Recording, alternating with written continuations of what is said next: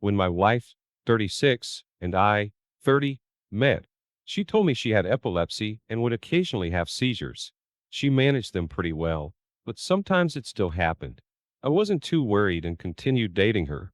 We were together for 5 years before she had a seizure in my presence. It was terrifying. All I wanted to do was stop it for her, but I couldn't. I did everything I learned to do for her, and when it finally stopped and she came to, I was relieved. We were married that same year. Fast forward 11 years. She had seizures a little more often, about twice a year. Every time she had one, she told me she realized how fragile life was as she knew it. It was all dependent on her brain's health, which she couldn't control. She still worked, and I worried about her. One day, out of the blue, she tells me she wants to work more hours. I tried to tell her we didn't need more income, and I appreciated the time she spent at home with me and our pets. She wasn't convinced. She said she needed to dedicate her time to something, and she was passionate about crafts and wanted to earn more money. She already got a discount at the store, so more money meant she could buy more craft supplies. I finally gave in. I got the idea that she wasn't going to let this go, so instead of coming home at 2, she started coming home anywhere between 5 and 8.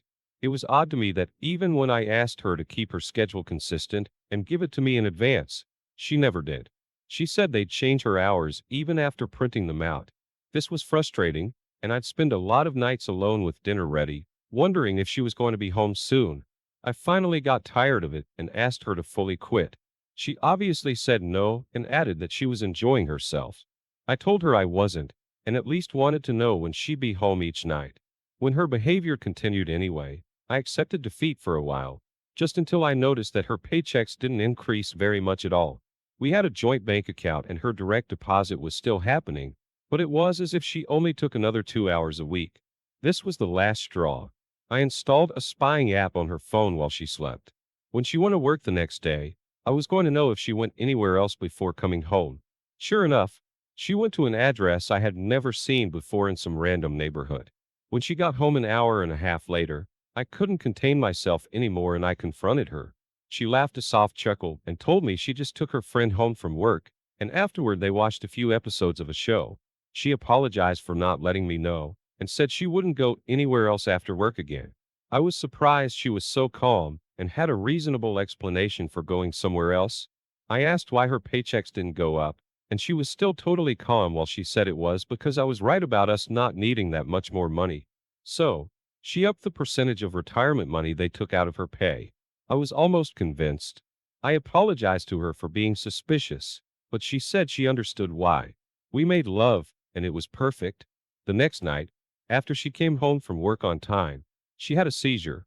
I gave her the medicine she needed, wiped the drool off her face, moved her hair behind her ear, and got her a pillow. She was pretty groggy and typed out a text on her phone. She dropped it on the floor next to her, and I happened to be able to see it. The message she just sent said, "I love you. How to say it before it's too late." It instantly felt like I was floating without a body. I was in shock. The person she sent it to was programmed as Christy. My mouth started to dry, and I felt like I was going to choke on my own tongue. I actually gagged. My wife looked at me, starting to realize I was acting weird. I reached down to pick up her phone, and she grabbed it before me, asking me what I was doing. I told her I just saw her messages with Christy and needed to know what was going on behind my back. She looked like a deer in headlights.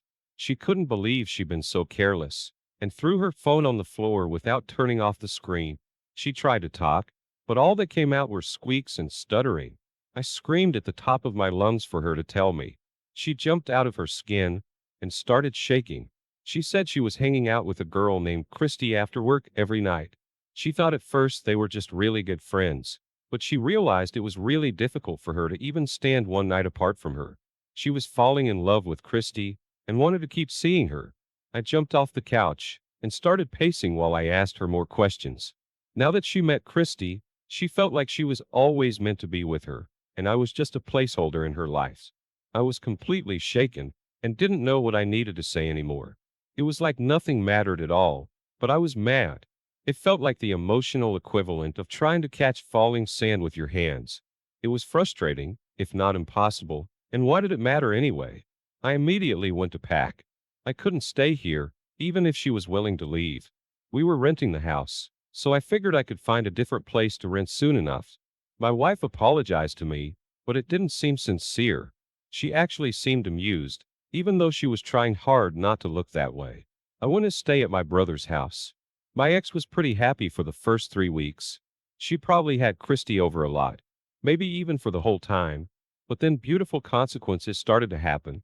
Christy was a shift supervisor at their workplace, and she wasn't supposed to be in a relationship with any coworkers. When they transferred her to another store in a different town, it was more logical for her to move closer to it. When Christy left my ex's apartment, she told her their relationship was over. Short flame, if I ever saw one. My wife cried herself to sleep every night, leaving me extremely long voicemails that I never listened to all the way the divorce was final around the time my wife was evicted from our old place. She didn't work enough hours to pay the bills alone, and they didn't want her to work more hours. She stayed at a cheap motel for a week until she left town. She didn't tell me where she was going, just that she felt like the biggest fool in the world. She said she knew she had to go through this hard lesson of humility and accept fault for ruining our marriage. At least she learned something. I mean, I'd hoped she would never do something so stupid ever again. But what she did to me she couldn't take back. I found a place to rent and adopted a raccoon. He's awesome, and I've started seeing a nice girl, but we've only had one date. I am learning and accepting to live on my own for a while until I know for sure I'm ready to commit to someone permanently again. Wow, OP, you have been through a hellish relationship trauma. Make sure you always have emotional support people to confide in, and know for a fact that not all spouses would behave dishonorably. There are people who need a lot of self-growth, people who have moderately self-grown, and people who are rare, who have learned that people never stop growing, learning, and changing. To make foolish decisions is to be unaware or careless of what's truly important and honorable in life, the values that could bring true happiness and contentment into any relationship. Be humble, honorable, selfless, accepting of change, and communicative. Half of communication is listening, so always remember to take time to listen with interest to your spouse's words. They want you to know something, and they could be talking to anyone else in the world. You are their partner, and you influence their quality of life. Thank you for sharing your story with us. Now let's get into today's second story. My wife, 24, and I, 26, married for 5 years without any problems. The problems started with her sudden onset of insomnia. Nothing changed in our lives. We still lived in the same home, and both still worked the same jobs. She would get home from work a little before me, but instead of coming home to a ready dinner made for the two of us, I came home to her on her phone laying in bed. She said she already ate and stayed on her phone doing whatever. We had a 2-year-old at this point. She would usually be playing beside her in the bed, but I started to wonder if my wife was even paying attention to her daughter any more than a babysitter. She started taking walks in the middle of the night while I was sleeping. I woke up and saw she was gone from our bed. So I checked our baby's room, then downstairs, then opened the front door to see if the car was gone. I open it and find her standing there about to come back into the house. She didn't have her keys in her hand and was still wearing her pajamas, so I believed her when she said she couldn't sleep and needed to get some air. Our neighborhood was safe, but I did ask her to try to stay in the house from now on. She didn't. It was several nights in a row that I would stir just as my wife was getting back into bed from God knows where. As I fell asleep each night, she was on her phone. I finally had enough. I asked her to let me see her phone one night, just before I fell asleep. She was stunned by my request and said she didn't need to give me her phone. I said if she was a good, loyal wife, there wouldn't be any problem. She was really upset with me now. She said I didn't trust her, and she didn't have to stand for this. Before I could stop her, she locked herself in the bathroom with her phone. I thought I heard whispering, but if she did try to call, it was only for a few seconds. Then she came out and threw her phone at me, telling me I could look at it all I wanted, because she cleaned off all the evidence. I told her I wasn't the idiot she thought I was, and I knew something was going on. I said if she didn't stop all the odd behavior, I would hire a PI to follow her around. She gasped and said we couldn't afford that. It could be worth the investment, I told her. Not even 1 week later, I saw an Amazon charge on her account for 2 maily-type gifts. I think maybe, although doubtful, she bought me apology presents. I waited 2 days and found that the packages were delivered, but my wife hid them away. Before we went to bed that night, I saw charges from gas stations over the past month that we normally wouldn't drive to. She was definitely going somewhere after work, in the middle of the night and possibly during the day, when I'd assumed she was working.